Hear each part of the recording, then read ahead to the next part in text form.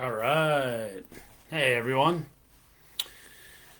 It is 2:58. Give everybody a couple minutes, whoever's coming in today live for the mentor session, and we will start. Hope everybody's having a good day here up in Philly in the burbs. It's a little cloudy, but nice June 25th day. And close to my 44th birthday on Monday. Ay, ay, ay. What's going on? Getting too old, Sean. You know? That's what they say, right? Got all the questions here. I got some updates I want to give people on the finance front. And just still wait till 3 o'clock till the official start. Please throw your comments in on the chat so we can see it in the comment area of the live session. If you have any questions, happy to answer as we go. And hope everybody's going to get a break soon here. We've had a lot going on. Hope everybody will take some break time over July 4th and relax and be with your family if that's the case. Or read a book and rethink your venture. That's what I like to do too. We'll start shortly here and give some updates. So let's see what we got. All right, 3 o'clock on the nose. All right, everyone. Well, welcome. Jeff Bruno again, your outsourced CFO. Happy to be doing I don't know, this might be our 5th or 6th live session. I'm not keeping track anymore. Our monthly session. And please be advised, Jeff at YoCFO. It's Jeff at YoCFO.com. That's my email. Shoot me any questions outside of here. I'm always open to answer via email. Happy to set up some time too occasionally to hop on a quick call if you need something. My team can assist too as well, as a courtesy for Sean as he's building this thing out. So we're here to help. Hopefully everybody is doing well. So a couple updates. Hi, Heather. Hi, Tim. A couple updates. So, on the financial end, a lot of small businesses dealing with, PPP, which is closing in a few days, June 30th. So if you haven't got an application in, please do it. Looks like the feds have come to their senses entirely, which is great, and they have made it essentially forgiven. As long as you're under 2 million, looks like you're going to be forgiven in most cases if you spend it on the correct ratios, 60-40 payroll to other expenses that are on the list, and you have up to 24 weeks. So if demand has come back for your business, they're giving you the time for that to come back. Use the funds, get forgiven. Also, one other thing they just did a day ago, they said you can apply for forgiveness whenever you exhaust the funds. You do not have to wait the full 24 weeks. It's great stuff. Get it off your balance sheet. Get it approved in income. One other little tax note that they've hid in there is that it is a loan on your books until it becomes forgiven. Once it's forgiven, the time when it is forgiven is when it becomes income. So be careful to get it done before the end of the year if you want that income for this year for your business. So I would file as early as you can. You never know what other rules can change. Let's get it off your books. Secondly, EIDL. A little update on that. EIDL is, a lot of our clients have received it too now, and we're getting some consternation out there about how to use it. It's a little bit more restrictive here, not in what the uses are, but on how you can use it per se, versus, you can't really use EIDL at all for expansion. You got to be very careful there, things like that. So we're compiling all that information. I mean, there is information on the web, of course, on Google and so on, but, you got to make sure for your specific business you're using it right. Happy to try to help people along those lines as well. So let's any questions regarding those, also feel free. I can jump on some of those and try to answer some of that today as well. Here to help. So let's start with into the questions. So seeing some familiar names here, which is kind of great. I'm glad people are jumping in on these mentor sessions. Um, so we have Gabor Race, or I think you say Race is the last name. So Gabor, his question is, it's a question on performance-based compensation. As a co-owner of our company, I never paid myself a salary. I relied on our end-of-year dividends for tax reasons. But now that a large chunk of our company is getting acquired, that's no longer practical. I discussed this with our soon-to-be majority owner and agreed that in addition to my now smaller share of dividends, I should be getting a performance-based salary. Well, kudos to you getting that from the new majority buyer. There's going to be a base salary and a bonus paid every month based on 2 KPIs that I've been asked to suggest. Do you have any suggestions on what I should consider when choosing these KPIs? I'm thinking one should be subscription revenue growth, the one thing I personally measure my performance by, but I'm struggling to find out the second one. So it always helps me to have more context on what your business is. So I'm assuming it's something around subscription revenue, obviously, but I don't know anything else about your business. I mean, maybe last time I just didn't look back on the former notes. So a little hard for me to say that other KPI, but I'll throw some advice out here. So, you know, the fact that the new majority owner is coming in and is willing to do that with you to sort of get you back to compensation levels is excellent. That's a great start to a new partnership. But what is your role specifically versus the new owner? So it sounds like to me that you're responsible for sales growth. So that obviously is your primary metric, as you note, on subscription revenue. So are there other roles that you're responsible for? Do you need to manage profitability, gross margin? Are you responsible to help with hiring, selection, and training of people, and so on? I mean, there are a lot of other metrics here that can speak to productivity of the business. So I'm just not sure your business structure. So, I mean, I think another way to look at it too, besides your just straight up subscription revenue growth, is to look at a milestone construct. So, what is the business trying to do? Is the business trying to hit a goal? And is that goal for a reason? Meaning, is the business disruptive in trying to get the subscription revenue in that might not be the most profitable, but gets the user count up, gets the revenue up faster, and shows a growth percentage that entices investors to your company? That speaks to the definition of your valuation versus just straight up profit or EBITDA calculation for your valuation.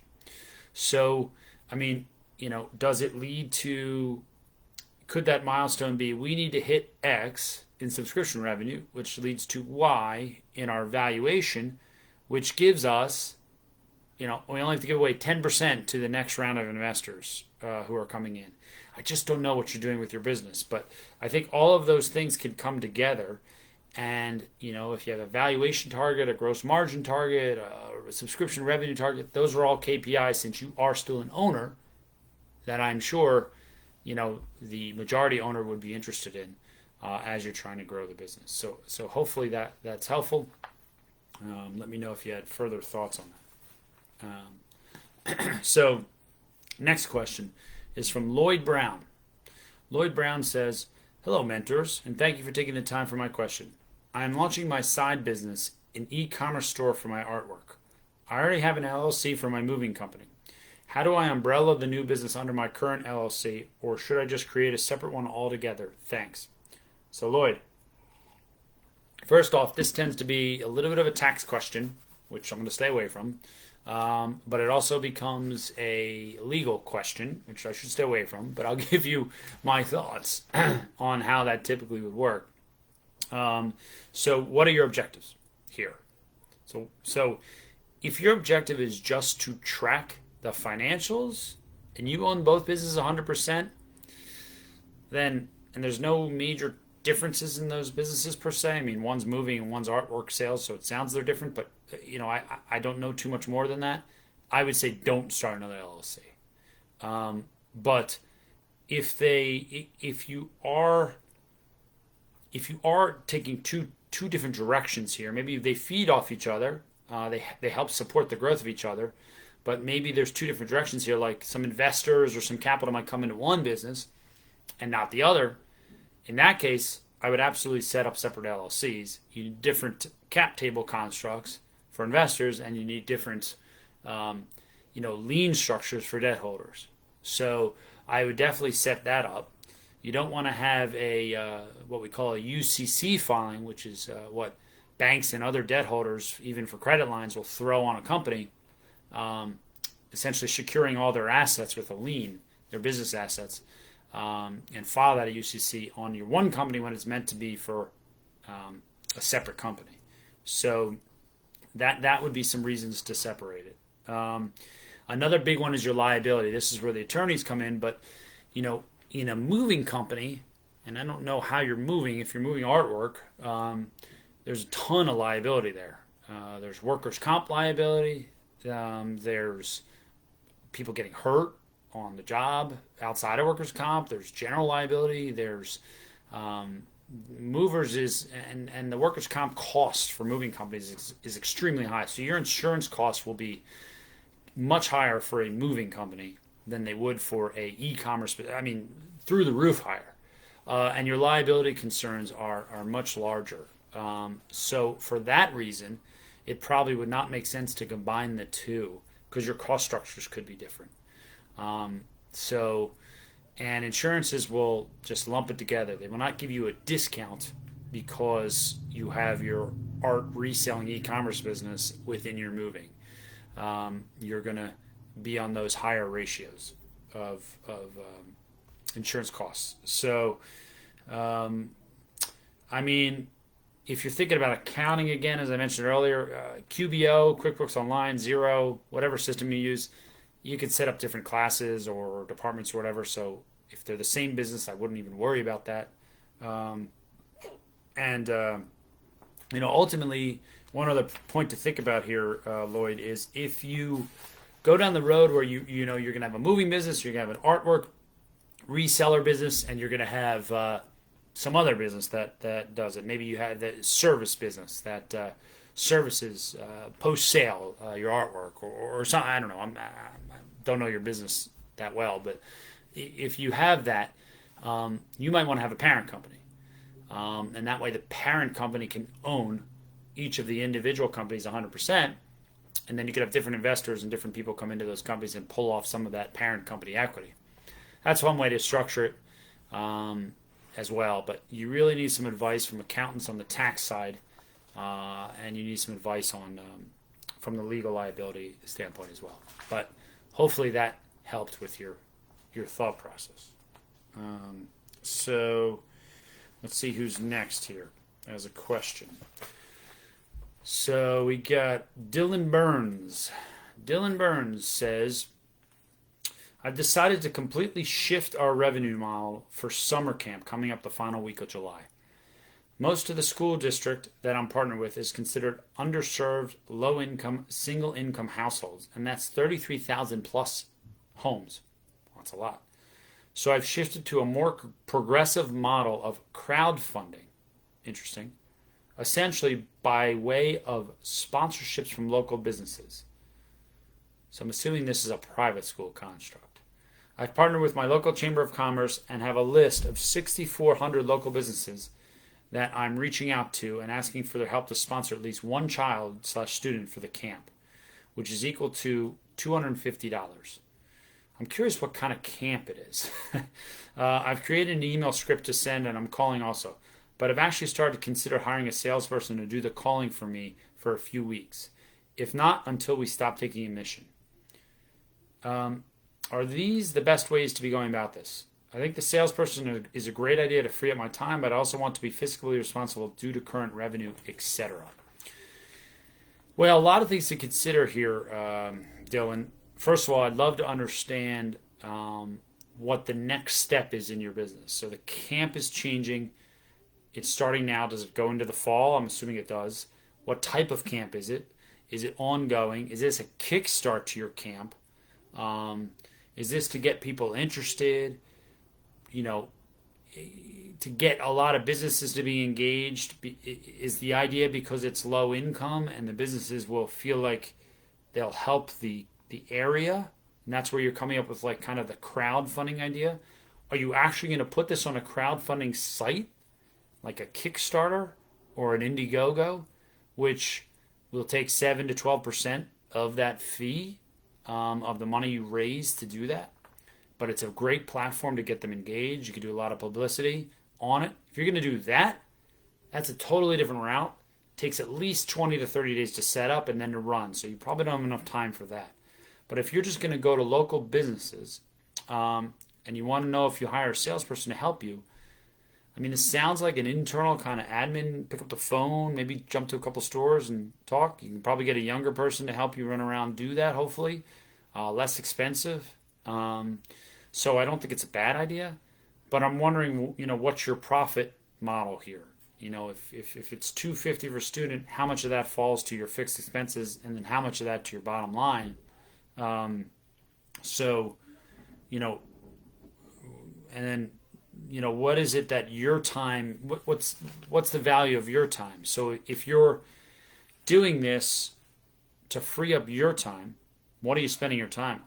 If that's developing new avenues of revenue, if that's formulating the plan for the fall, and that's very valuable to the continuation of your camp, give me more information on what you're trying to do here. I mean, I always think if it's less valuable work and you can get an inexpensive resource to do it and do it well, sure. By all means, as long as you have enough profit or enough dollars to do that. And also, if your timeline is constrained, maybe it makes sense. So I love what you're doing here about shifting the model and getting out to all these homes who are underserved. It's a great thing for your community, so I applaud it. So a little more background, and I'm sure we could figure out a great way to kick this off. So next question is from Lalona West. Lalona West says, hello, when stepping into a new leadership role, what are good strategies to build trust and relationships with your team, especially if you're moving up to an administrator role with the same people you've worked with for years? For example, I've been in a teacher-coach role. Now I will be their principal, their boss. I want the transition to be effective for both me and the team. Thank you so much. Well, Lalona, my wife is a teacher. And I can understand that. That is a hard move. There's some weird dynamics always in schools, I mean, my wife comes home all the time and tells me all the weird dynamics. She's in a public school, but, between the union and the principal and, all the rules and regs, and everybody has to follow everything to a T, and you can't step out of bounds and this and that, and it's, it's a little tricky. So, culture is a little hard sometimes in those types of environments. So there is almost like that separation of these are the rule makers, the bosses, and we're the worker bees in that kind of environment sometimes. So I kind of understand where you're coming from, and I think that if you think of it from an entrepreneur level and from like an owner kind of level, which should help in this scenario. And the only reason I can speak to this being a CFO is that I'm the CFO and CEO of my business, so I have to always be cognizant of this. I'm bad at this, and self-admitted here, I have been training myself to be better, but I kind of have assumed since the beginning that people can read my mind. I come in, I quickly run through a financial model. I say, this is our strategy we're trying to do, and my analyst, go, or my other CFO, go. Here's what we're trying to accomplish with our client. And they go, what? So, and I go, what do you mean? I just explained it to you. So I feel like, people sometimes, owners in those positions, they struggle. They think people can read your mind, and they can't. So you have to be, diligent in giving them time to understand.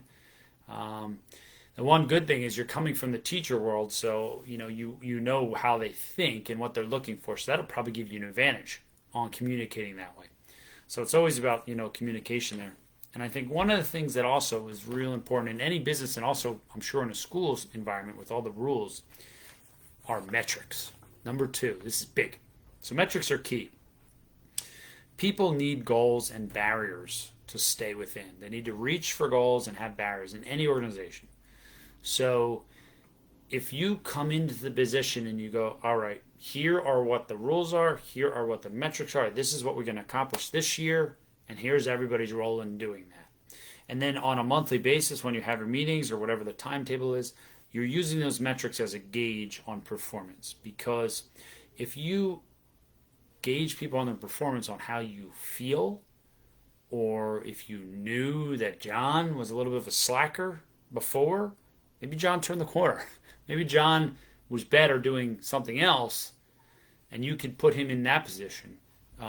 So I think having metrics and aligning those metrics with the right people for what they're good at, their strengths, is a great way for setting people up to succeed and taking the emotion out of what you're doing, so that you say, look, you didn't hit the metric. So, I've known you for many, many years, but you have to get back to this metric.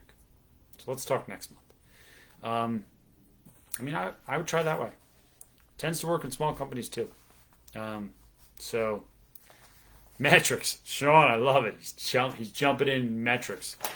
Yeah, Sean, it's amazing how many people don't do metrics. It's hard though. It's very hard sometimes to get stuck on those.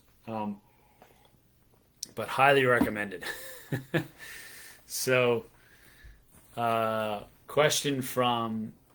next question from Gabriel Suarez. So Gabriel says, I want to buy out a minority partner at one of the stores. We are bumping heads too much.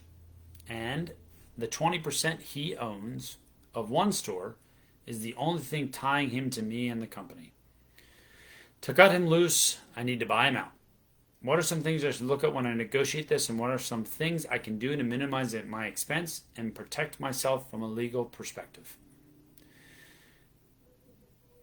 Get an attorney. No, just kidding. Just kidding, Gabriel. So, excuse me. No, the best thing to do is, first of all, what do you have in place? So this is the fault of so many business owners. Luckily, I did this with my business with a couple people who have some very small percentages in my business, but you need to have an operating agreement or a buy-sell from the beginning with any partners. And if you don't, these problems come up. So if you had a buy-sell and operating agreement that said, look, at any given point you own 20%, here's what the 20% is. It's worth this. At the time, in 2 or 3 years, here are the parameters that would mean it would be worth this. And it's revenue growth, it's profit.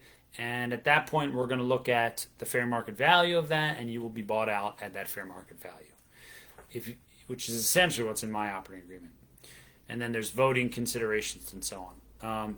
The problem is that I would ask you further questions. Is there debt? Who's signing? What's going on? People need to remember this. When you own 20% of a company or an LLC, you're liable in a lot of cases. Meaning you're liable on debt, you're liable on SBA debt, credit card, or in some cases credit card debt, credit line debt. You're probably signing for that and probably a guarantor. I don't know if that's in your case, but be careful of that. So just another piece I thought I'd mention. But if you don't have those in place, then what is the role of this person? So are they the sales generator? Are they responsible for the operations? What are they doing? And can you replace that, first of all? I'm sure you can. And if you can, then you have to sit down with that person, assuming you don't have any documents in place, and say, what are you willing to get to, have me buy you out with? Because at this point, it's all negotiation. You're hoping that person's realistic and they will leave for a reasonable amount. And then, along that way, you got to ask, did that person put money in?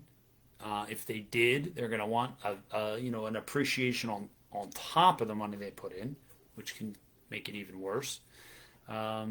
So I think it's bottom line, what are they willing to accept? What can the business afford? Maybe it's through distributions to you, or what can you afford if it's your shares to pay that person back, to take those shares back.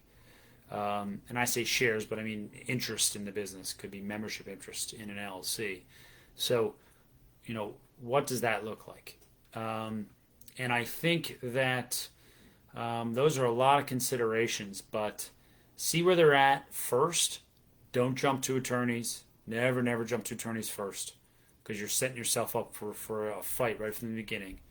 But, if you can't come to a decision, you're going to have to go the legal route, unfortunately. So that's the best advice I could give you there.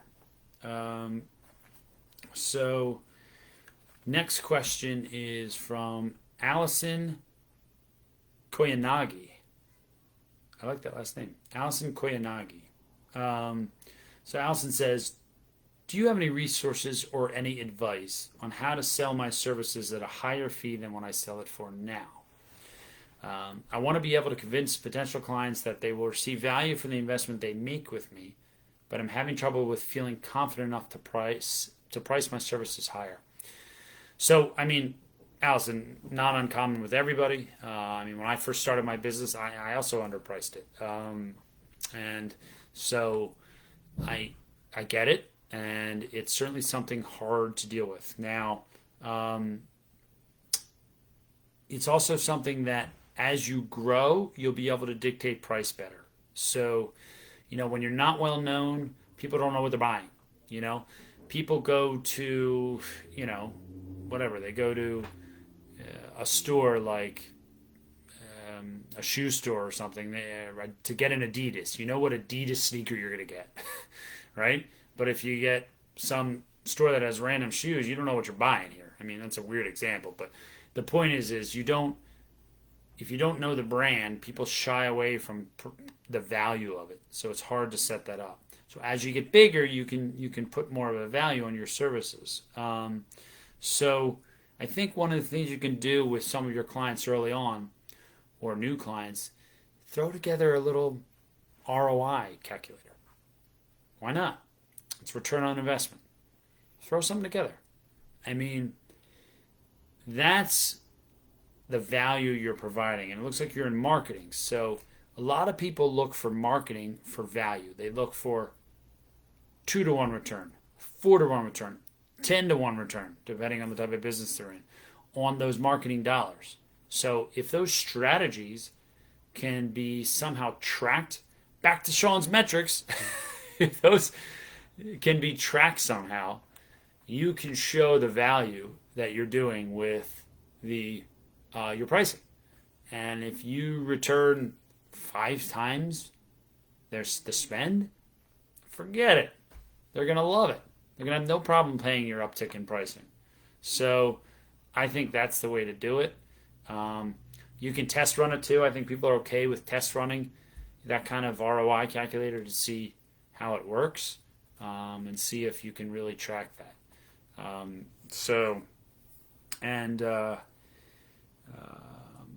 That's pretty much it. I think that would be the way to go about it. So hopefully that was helpful. So next we have David FitzMaurice. David FitzMaurice asks, hello. My question today is about pricing. How do I price my products? Close. Do I compare prices to my competitors? Do I go over my numbers, then mark up a percentage of what I need to get paid to make a profit? Do I do something different to my competitors and add extra value and then extra price to my products? You were saying last time about finding out what customers will pay for my items. So far, we have slightly higher prices than our competitors, but our most expensive is not budging, even with a lot of traffic coming to our store. Is this a sign that we are too high and I should lower them? Thanks for your help. Well, so this is very tricky. First off, um, David, the clothing business these days is extremely difficult. So kudos to you to being in it and at least getting set up here with that. I mean, and I'm not trying to be discouraging at all, but with the clothing business, the reason it's so hard, and I don't know if you're just reselling, but pulling all those pieces together from the global supply chain, which has been somewhat disrupted here with all of this craziness, and then and those prices affect what your margins are on a constant basis, and then your is a problem, and then your pricing is somewhat inelastic because you can't adjust that pricing because you're driven by consumers' desire to buy the product, demand on the product, and so on, and competitors that are selling. It's a very, very hard space to be in from that standpoint. So you have a lot less what we call the financial world, the economics world, price elasticity. So you can't maneuver too much because of your costs on the backside change so much. And because your consumers are driving your demand there on the pricing. So it's hard. But also what we say a lot of the time is that it's easier, and this goes back to the last question. It's easier to start lower in pricing and then raise your pricing again. So as you become more known in the market. But it depends on what your objective is. So if you're a premium product right off the get-go, you can't lower your pricing. If you lower your pricing, then you destroy the idea of the premium product. Okay? Chanel doesn't lower its pricing. Chanel's pricing goes up every single year. And it was probably the best investment I made when I got my wife this little clutch Chanel, probably about 10 years ago now. Maybe it was 8 or 9 years ago. The thing is appreciated like 80%. So when you're talking about premium products, you got to stay pricing high. If that's the way to go. If it's not, then maybe you price low, and as you become more of a well-known brand, you could price up. So it depends on what your approach is there. If you're trying to grab market share, and your game is volume, and your fixed costs are pretty low, hopefully, then you can do it. You can lower the cost, go less margin, more volume. So those are the questions you have to look at in your business model, and without knowing too much more of your financials, that would be where I would try to figure that out. Heather Brockman. Hey, Heather. I see you're online. So here's your question, and welcome back. Heather says, I partnered with a dog walking company, and I'm looking for advice on how to draw up a legal contract so I can ensure I get paid for the clients I will be sending his way and protect me in the event I need to stop using him. Totally new avenue for me and want to cover all my bases. So Heather, first of all, I still love your idea from last time of the mobile pet salon, big time. I want to invest with you. Let's blow this thing up. And handicapped dogs, Heather.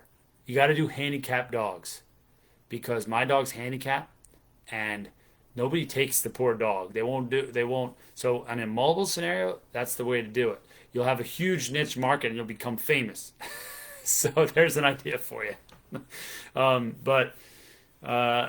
So I think with the legal contracts, you got to be careful as you're. Oh, Heather, you missed it? Oh, well, check it out again, Heather. I hope you can hear me now. Let me know if you can hear me. My sound looks good. So let me know if you can hear me. If not, you can look at the replay, I guess. So basically what I'm saying is when you are contracting with other people that could essentially steal your market, the financial considerations, there's a lot of liability considerations here, of course, but the financial considerations are, can that person take business from me? And, that's what you're trying to avoid. So I would say that you need an NDA So you need a non-disclosure agreement. You need a non-compete slash non-solicit. Depending on the scenario, on what you're dealing with, it might be a non-solicit because you can't stop all the dog walkers in the world from doing their business, in a sense, or even doing some of the things you do, potentially, which is what the difficult scenario is enforcing a non-compete. So you got to be careful there. You're wasting money drafting something like that if it won't win in court. So a lot of the time, attorneys will say, do a non-solicit and make sure you update that non-solicit consistently. So John, Sally, Chris, these are the clients I work with. And they're listed on the non-solicit when you sign up with that person. So we can't take those clients with any of your services. And that holds up really well, usually. So again, full disclosure, I'm not an attorney, but these are the advice I've gotten over the years and what we tend to say to our clients, and then we push them to an attorney. So those are the main things you should do. By the way, Heather, we have a great new strategic relationship in Philadelphia with a very regional firm here called RCCB. They're an attorney firm. They have an awesome package that we developed with them, co-developed. I'd be happy to introduce you to them. They do a very inexpensive package for exactly what you're asking for, and along with an assessment of your whole legal structure. Very, very inexpensive, at least from an attorney standpoint. So if you want that, let me know offline, and I'm happy to introduce you to one of the key attorneys there I work with. Or I'm sure there's other attorneys here too as part of Sean's group that might be able to help you out. That's, I hope that helped. I hope you heard me. So the next and last question is from Edwin. Edwin, you on, buddy? Edwin is a new client of ours. We're excited. We're just starting out with him, so hopefully we can help him gain traction and really grow his business. So we're excited for him, and he has a lot of opportunity. So he asks, at what point should a company have a board of directors? Is it okay to not have a board of directors? What benefit have you seen once your company established a board of directors? So, Edwin, I think this is two different schools of thought here. You're a pretty small company right now. You're growing, but I would put this in the realm of a board of advisors or a board of directors, depending on which avenue you're going to go. So, as an entrepreneur and as a company that's growing and you're looking for support in your industry per se or so on, it's a good idea to have a board of advisors. And because typically there's no compensation for a board of advisors, sometimes there's some small equity pieces if they're really engaged, but no pay per se. And you don't usually need any type of insurance because they're advising you. They're not a director sort of listed on your financial documents. So that's an easier route to go, and people are willing to give you their time, especially if they get a tiny piece of equity in your business. So I would say that's probably the first avenue to go. Usually as companies get bigger, a board of directors becomes a more common scenario because there are voting parameters that come into play. There are scenarios where the board of directors actually have to help you make distinct direct moves, and they're not just advising, and they're voting on scenarios. And management might have a seat at the board. 3 other board members might be there. You might have an industry representative on the board. But it's when you're a little more substantial, and typically it's when you're raising a large amount of funding. Maybe past angel round, you're in a Series A, Series B funding scenario, or just a larger company that a board of directors makes sense. Or you're a nonprofit. Nonprofits tend to have board of directors. So those are some distinctions. But with the board of directors, there's usually some kind of compensation if you're not a nonprofit, and you usually have to pay what we're termed in the insurance world D&O, directors and officers insurance, which you would not need with an advisor. That can be a little expensive for that. So, in order to do that, because of those additional costs and so on, I would hold off on a direct board of directors. But I like where your head's at, because you want those advisors to help you along the way as you grow your business. Great questions. So it looks like that's it on the questions today. I don't see anything here. I see Heather and Tim and Sean over here on chat, but no one else seems to be asking any questions. So let's see. Anything else further for today? Well, it's coming up to 3 months of this pandemic. I hope everybody's pivoted. I hope everybody is funded, and you're taking advantage of this and getting ahead of the curve, because that's what us as entrepreneurs do. And I'm here to support you, and hope everybody has a great rest of your June and July 4th. So speak to you in July, and have a great time. Have a great summer soon. Speak to everybody soon. Thank you.